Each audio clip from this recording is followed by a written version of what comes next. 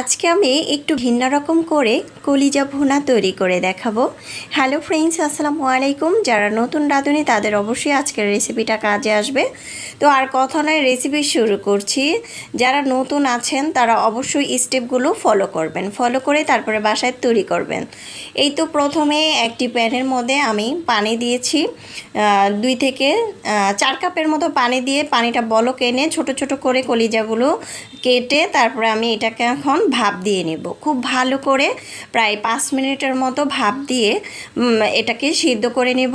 আর যে ভাপ দেওয়া পানিগুলো আমি ফেলে দিব। তারপরে ওই প্যানটার মধ্যে তেল দিয়ে দিলাম, প্রায় আধা কাপের মতো পেঁয়াজ কুচি 1 কাপ দিয়েছি, দারচিনি, এলাচ, তেজপাতা এগুলো 4 থেকে 5 পিসের মতো দিয়েছি। এখন একটু লাল করে ভেজে আদা বাটা, রসুন বাটা 2 টেবিল চামচ করে দিয়ে দিব।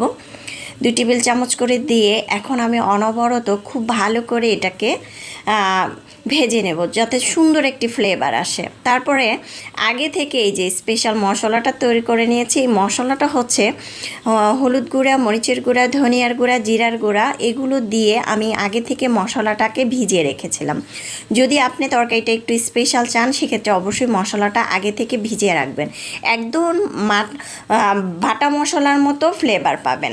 তারপরে দিয়ে দিলাম কাঁচামরিচ, পানি পরিমাণ মতো দিয়ে লবণ দিয়ে মশলাটা খুব ভালো করে কষিয়ে নিয়েছি। এখন মশলা যখন কষানো হবে তখন এই তো দেখতে পাচ্ছেন কলিজাগুলো আবার ধুয়ে পরিষ্কার করে ছোট ছোট করে কেটে দিয়ে দিলাম। দিয়ে এখন আমি খুব ভালো করে এটাকে নেড়েচেড়ে কষিয়ে নেব। আর অনবরত নেড়েচেড়ে যাবেন যাতে একদম প্যানের সাথে লেগে যায়। ঢাকনা দিয়ে ঢেকে রেখে আমি এটাকে খুব ভালো করে লাল করে কষিয়ে নিয়েছি। এরপর যে ছোট ছোট করে আলু দিয়েছি, যেহেতু আমার বাসায় সবাই আলু পছন্দ করে, আপনারা যদি আলুটা পছন্দ না করেন সেক্ষেত্রে আলু ছাড়া কিন্তু এটাকে ভুনা তৈরি করতে পারেন। এখন আলুটা দিয়ে খুব ভালো করে কষিয়ে নিয়েছি। এখন দিয়ে দিলাম ফুটন্ত গরম পানি।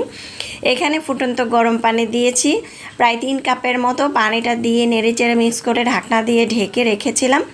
এই পর্যায়ে যখন ঝোলটা মাখা মাখা হবে দিয়ে দিচ্ছি ভাজা জিরার গুঁড়া আর দিয়ে দিচ্ছে হচ্ছে গরম মশলার গুঁড়া দিয়ে খুব সুন্দর করে নেড়েচেড়ে মিক্স করে বলক এনে তারপর আমি একটি বাটিতে পরিবেশন করে নেব। মাশাআল্লাহ, দেখতে যেমন সুন্দর, খেতেও কিন্তু দারুণ মজা হয়েছিল।